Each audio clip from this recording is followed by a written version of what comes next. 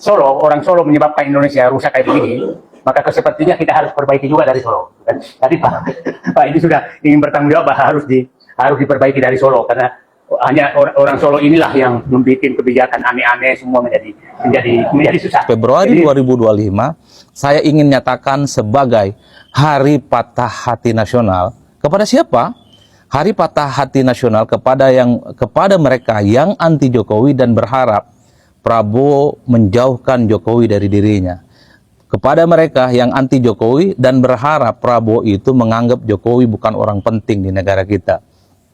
Kalau kita bicara soal Pak Jokowi, nggak bisa dihalang-halangi bahwa orang satu ini, presiden kita yang ketujuh ini, sudah nggak susah membandingkannya dengan orang-orang biasa yang pernah menjadi kepala negara bahkan di Indonesia ini. Karena prestasinya luar biasa. Masa kita nggak ingat masa Pak?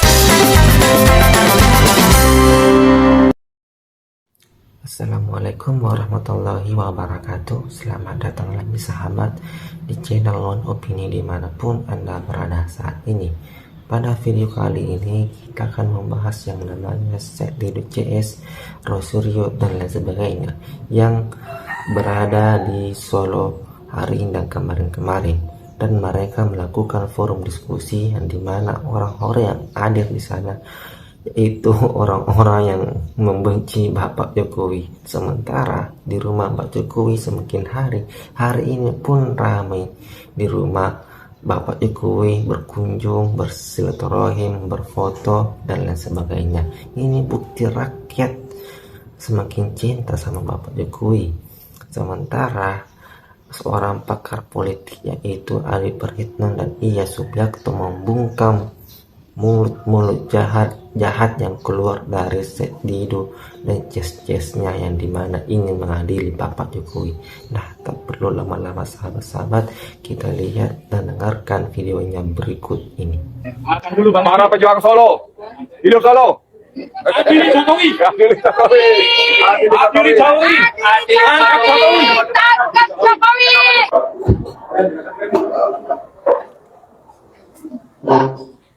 Presiden Prabowo maksudnya bahwa akibat pidato Bapak yang memuji-muji Jokowi, yang rakyat anggap justru Jokowi merusak negara, maka rakyat sekarang di Solo bikin ini, adili Jokowi. Jadi itu harus ingat bahwa akhirnya muncul perlawanan rakyat karena sepertinya Bapak kurang sensitif, Bapak Presiden kurang sensitif terhadap aspirasi rakyat. Dan ini terjadi di Solo, bukan di Makassar. Ini terjadi di Solo, di kampungnya Joko Widodo.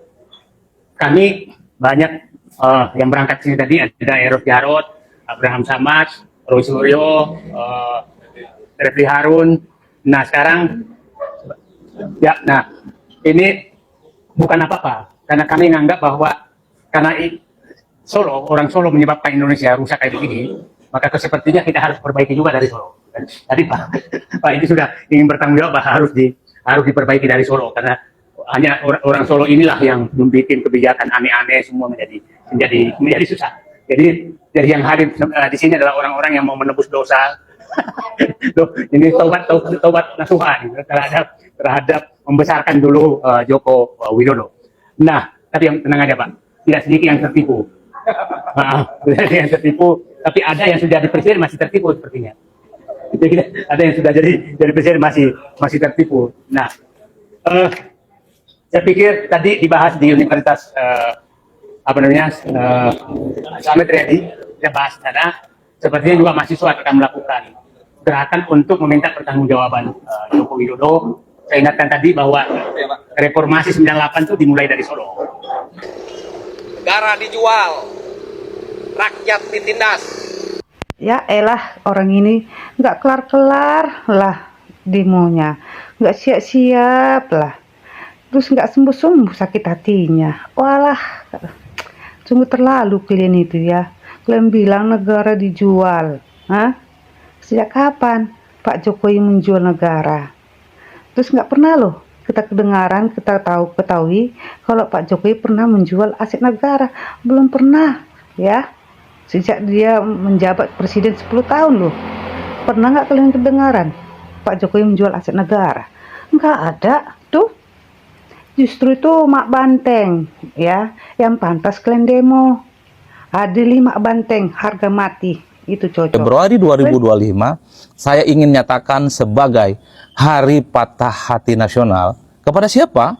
Hari Patah Hati Nasional kepada mereka yang anti Jokowi dan berharap Prabowo menjauhkan Jokowi dari dirinya. Kepada mereka yang anti Jokowi dan berharap Prabowo itu menganggap Jokowi bukan orang penting di negara kita. Lalu patah hati yang kedua itu diarahkan kepada orang-orang yang selama ini anti dan memusuhi PDIP dengan harapan Prabowo tidak pernah menyinggung PDIP. Prabowo menganggap bahwa PDIP itu adalah musuh yang kemudian harus dikucilkan.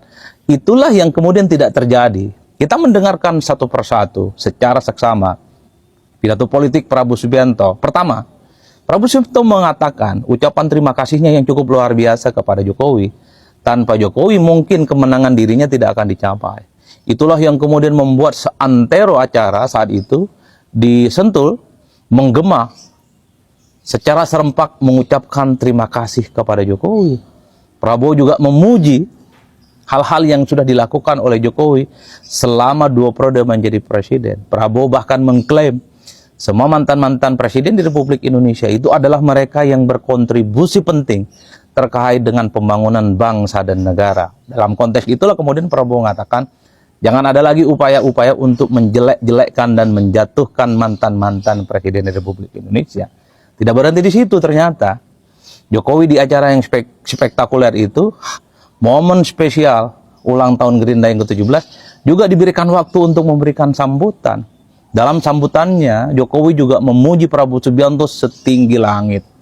Memuji Prabowo sebagai presiden paling kuat, nggak ada yang berani mengkritik Prabowo Subianto, tapi justru yang dikritik adalah Jokowi. Di situ ada suasana kehangatan, keakraban yang cukup luar biasa, yang ditunjukkan oleh Prabowo Subianto dengan Jokowi. Bahkan posisi duduknya, Prabowo itu di tengah, sebelah kanan itu Jokowi, sebelah kiri itu adalah Gibran Rakabuming Raka. Jadi, bagi pihak-pihak yang selama ini misalnya berharap betul supaya Jokowi dijauhkan dari Prabowo, supaya Prabowo bermusuhan dengan Jokowi, pastinya patah hati melihat momentum itu kemarin. Di depan jongkok. Jadi di depan jongkok ya. Oh ya ada gigi. Jongkok. Jongkok. Jongkok. Ya. Kalau kita bicara soal Pak Jokowi, nggak bisa dihalang-halangi bahwa orang satu ini, presiden kita yang ke-7 ini, sudah nggak susah membandingkannya dengan orang-orang biasa yang pernah menjadi kepala negara bahkan di Indonesia ini. Karena prestasinya luar biasa. Masa kita nggak ingat, masa Pak Mahfud juga nggak tahu gitu kan. Ya kan? Apa yang nggak dilakukan Pak Jokowi?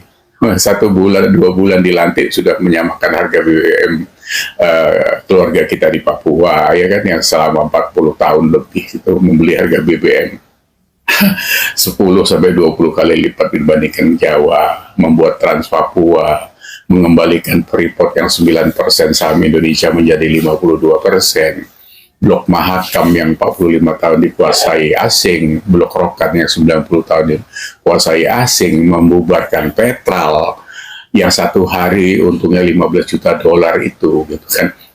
Nah, kalau kita benchmarking dengan Bu Mega, ya harus jujur. Kan harus ada pembanding. Bu Mega buat apa? 3 tahun jadi presiden dari lungsurannya Gus Dur, karena dapatnya pun kan ada catatan itu kan. Ya, videonya beredar di mana-mana kalau itu. Ngapain apa yang terjadi? 3 pulau lepas, ya, Simpadan, Likitan, satu lagi saya lupa. Ya, terus Blok Tangguh lepas, katanya punya potensi ekonomi 500 triliun per tahun. Apalagi Indosat lepas, terus BLBI dengan catatan. Apa ini prestasi seorang negarawan? Ya saya pikir enggak, karena memang konsennya cuma pada kekuasaan. Ini juga sekarang nyamuknya ini kan karena kekuasaannya lepas gitu kan. 2 periode dipegang Pak Jokowi, 10 tahun leha-leha tiba-tiba kaget karena Pak Jokowi keluar dari PDIP, karena ya memang dibuat seperti itu kondisinya. Begitu lepas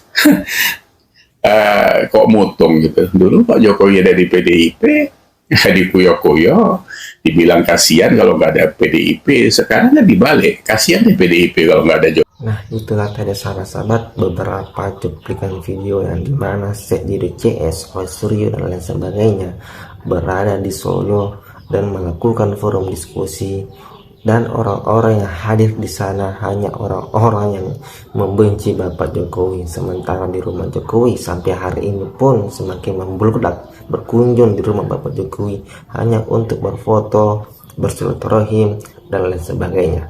Nah, sementara Adi Prahitno dan Ia Subiakto mengatakan bahwa salah satu presiden yang terbaik yang ada di Indonesia mungkin salah satunya ada di Bapak Jokowi. Nah, itu terbukti selama 2 periode Bapak Jokowi banyak sekali pembangunan yang dirasakan oleh masyarakat kita. Mungkin saja kalian-kalian ini yang Sekdi CS sudah merasakan apa yang sudah dibangun sama Bapak Jokowi. Nah, bagaimana pendapat Anda sahabat-sahabat mengenai ini?